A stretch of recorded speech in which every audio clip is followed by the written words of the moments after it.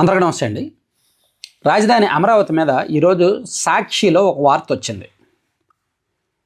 ఒక పెద్ద వార్త ఇది. నిజానికి Amaravati self finance project, self sustainable project అని 2015 నుంచి కూడా చంద్రబాబు గారు చెప్తా ఉన్నారు. సో అదే ప్రజల్లో కాస్త చైతన్యం ఉన్న వాళ్ళకి, కాస్త దీని మీద దృష్టి పెట్టిన వాళ్ళకి ఈ విధానం, ఈ రాజధాని ప్రక్రియను, విధానాన్ని మొదటి నుంచి ఫాలో అవుతున్న వాళ్ళకి ఐడియా ఉంది ఇది సెల్ఫ్ సస్టైనబుల్ ప్రాజెక్టు అని. కానీ ఈరోజు సాక్షిలో ఆశ్చర్యకరంగా చూడండి, పక్కన ఏం వార్త రాశారో, సెల్ఫ్ ఫైనాన్స్ అబద్ధం, రాజధాని అమరావతిపై చంద్రబాబు చెప్పేదంతా బోటకం. 2026-27 బడ్జెట్లో రాజధాని పనులకు 6,000 కోట్లు కేటాయించిన సర్కారు, అందులో రూ. 1,200 కోట్లు విడుదల చేస్తూ తాజాగా ఉత్తర్వులు. 2014-19 మధ్యకాలంలో రాజధాని కోసం 5,013.60 కోట్ల అప్పు, దాన్ని తీర్చేందుకు బడ్జెట్లో 836.26 కోట్లు కేటాయింపు. ఇందులో ఇటీవల 421.99 కోట్లు చెల్లింపు. 2024 నుంచి ఇప్పటి వరకు రాజధాని కోసం 47,687 కోట్ల అప్పు. రాజధానిని 53,000 నుంచి 2.29 లక్షల ఎకరాలకు విస్తరించేందుకు తాజాగా ప్రణాళిక. మౌలిక సదుపాయాల కల్పనకు ఎకరానికి 2 కోట్ల చొప్పున 4.58 లక్షల కోట్ల అప్పు. ఆ అప్పులను వడ్డీతో సహా రాష్ట్ర ఖజానా నుంచి చెల్లించాల్సి వస్తుందంటున్న ఆర్థిక నిపుణులు. రాజధాని లేకుండా చేయడమే కాదు, రాష్ట్రాన్ని అప్పుల ఊబిలోకి నెట్టేస్తున్న చంద్రబాబు ఒక ఫక్తు అబద్ధపు వార్త రాశారు. రాజధాని విషయంలో వైసీపీకి ఉన్న అక్కసు, రాజధాని అమరావతి విషయంలో వైఎస్ఆర్ కాంగ్రెస్ పార్టీకి, సాక్షి మీడియాకి ఉన్న కుట్ర పూరిత వ్యవహారం ఇప్పుడు మరోసారి ఈ వార్త ద్వారా బయటకు వచ్చింది. ఇందులో నేను కూటమి ప్రభుత్వ చేతగానితనాన్ని కూడా ప్రశ్నించాలనుకుంటున్నాను. రాజధాని విషయంలో ట్రాన్స్పరెన్సీ మిస్ అవుతోంది, ప్రభుత్వ వైఖరి బాగలేదు. అమరావతి భూముల సమీకరణ దగ్గర నుంచి రైతులకు ప్లాట్ల కేటాయింపు, అభివృద్ధి, ఎంతెంత ఖర్చు అవుతుంది, ఎంత అప్పు చేస్తున్నారు అనేది ఎందుకు మీరు ట్రాన్స్పరెంట్గా పబ్లిక్ డొమైన్లో పెట్టకూడదు?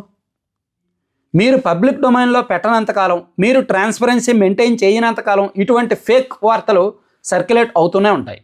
జనం ఇటువంటి నమ్మే ప్రమాదం కూడా ఉంది. కూటమి ప్రభుత్వం బుద్ధి లేని పని ఏంటంటే, రాజధాని అమరావతి కడుతున్నారు, అంత గ్రాండ్గా కడుతున్నారు, కానీ అక్కడ భూముల విషయంలో ట్రాన్స్పరెన్సీ ఉండట్లేదు, నిధుల ఖర్చు విషయంలో ట్రాన్స్పరెన్సీ ఉండట్లేదు, కాంట్రాక్టుల విషయంలో ట్రాన్స్పరెన్సీ ఉండట్లేదు, ఏ విషయంలో కూడా ట్రాన్స్పరెన్సీ ఉండట్లా. అనేక అనుమానాలు, ఆరోపణలు, ఇదిగో ఇటువంటి అబద్ధాలు వారి వలనే పుట్టుకొస్తున్నాయి అంటాను నేను. ఇక్కడ అమరావతి నాకు తెలిసి సెల్ఫ్ ఫైనాన్స్ ప్రాజెక్టే, సెల్ఫ్ సస్టైనబుల్ ప్రాజెక్టే. సాక్షి వార్త అబద్ధమని నేను ఎందుకు అంటానంటే, ఒక ఉదాహరణ, అందరికీ తెలిసిన ఒక ఉదాహరణ. మనం మీరు ఒక బిల్డర్ అనుకుందాం, నేను ఒక బిల్డర్ అనుకుందాం. మనం ఒక అపార్ట్మెంట్ కట్టాలి, మనకు ఒక 500 గజాల స్థలం తీసుకుందాం అనుకుందాం. 500 గజాలు కాదు, 1000 గజాల స్థలం, 1000 చదరపు గజాల స్థలంలో మన అపార్ట్మెంట్ కడదాం అనుకుందాం. దానికి ఒక 10 కోట్లు ఖర్చు అవుద్ది అనేది ఎస్టిమేషన్, అంచనా. సో ఆ స్థలం మనం లీజుకు తీసుకుంటాం. ఆ స్థలం ఎవరో రైతు దగ్గర మనం లీజుకు తీసుకుంటాం. బాబు, నేను ఇక్కడ అపార్ట్మెంట్ కట్టి అమ్ముతాను, బిజినెస్ చేస్తాను, నీకు కూడా ఆదాయం వస్తుంది అంటే రైతు మనకు లీజుకి ఇస్తాడు. మన ఇద్దరం అగ్రిమెంట్లు రాసుకుంటాం. సేమ్ అదే తరహాలో రాజధాని రైతుల దగ్గర నుంచి, భూములు ఇచ్చిన రైతుల దగ్గర నుంచి ప్రభుత్వం అగ్రిమెంట్ రాసుకుంది. ఇప్పుడు అపార్ట్మెంట్ కట్టడం మొదలైంది, కడుతున్నారు. దాదాపుగా ఒక 30 ఫ్లాట్లు కడుతున్నారు. అందులో ఒక 10 ఫ్లాట్లు ప్రభుత్వ అవసరాల కోసం ఉంచుతారు. అంటే ఒక 10 ఫ్లాట్లు బిల్డర్గా మీరో మనం ఉంచుకుంటాం. ఒక 10 ఫ్లాట్లు అపార్ట్మెంట్లో 10 ఫ్లాట్లు, మిగిలిన 20 ఫ్లాట్లు అమ్ముతాం. అలా అమ్మడం ద్వారా మనకు ఒక 15 కోట్లు 20 కోట్ల ఆదాయం వస్తుంది అనుకుందాం. సో మనకు అయిన ఖర్చు అండ్ మనం ఇక్కడ 20 ఫ్లాట్లలో భూమి ఇచ్చిన రైతుకు కొంత ఇస్తాం కదా, ఆ భూమి యజమానికి కొంత ఇస్తాం కదా, కాబట్టి భూ యజమానికి లబ్ధి ఉంటుంది. అండ్ దానివల్ల వ్యాపారం జరుగుద్ది. లేదు అమ్మకుండా అది రెంట్కి ఇద్దామంటే, లేదా ఆ ఫ్లాట్లు లీజుకి ఇద్దామంటే దాని నుంచి నెల ఆదాయం వస్తుంది. వచ్చిన ఆదాయం ద్వారా మనం ఈ 10 కోట్లు ఏదైతే అపార్ట్మెంట్ కట్టడానికి 10 కోట్లు లోన్ తీసుకున్నామో ఆ లోన్ తీర్చవచ్చు. అలాగే 10 కోట్లు మనం లోన్ తీసుకున్నప్పుడు, ఇక్కడ అపార్ట్మెంట్ కట్టడానికి 10 కోట్లు లోన్ తీసుకుంటాం కదా, ఆ లోన్ తీసుకోవడానికి మొత్తం 10కి 10 లోన్ ఎవరో ఒక 15% 20% మనం మనం ఖర్చు పెట్టాలి. మిగిలిన 80-85% లోన్ ఇస్తారు కదా.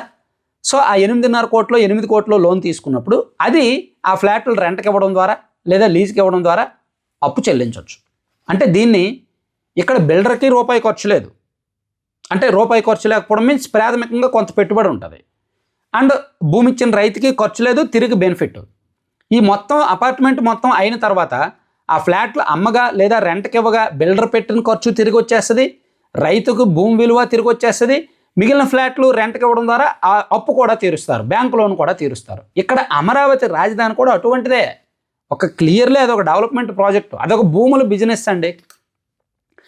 రైతుల దగ్గర నుంచి భూములు తీసుకున్నారు, ప్రైవేట్ సంస్థలకు ఇచ్చారు, కేంద్ర ప్రభుత్వ రంగ సంస్థలకు ఇచ్చారు, ఎల్ఐసీలకు ఇచ్చారు, బ్యాంకులకు ఇచ్చారు, యూనివర్సిటీలకు ఇచ్చారు, విద్యా సంస్థలకు ఇచ్చారు, రకరకాల సంస్థలకు ఇచ్చారండి.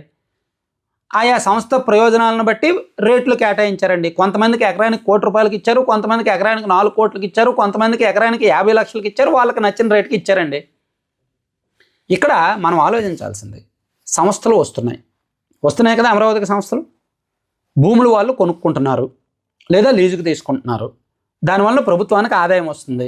రేపు పొద్దున్న అమరావతిలో రాజధాని నిర్మాణం పూర్తయిన తర్వాత, అక్కడికి రాకపోకలు మొదలైన తర్వాత, పూర్తి స్థాయి పరిపాలన మొదలైన తర్వాత, అన్ని సంస్థలు వచ్చిన తర్వాత ఆదాయం వస్తుందిగా.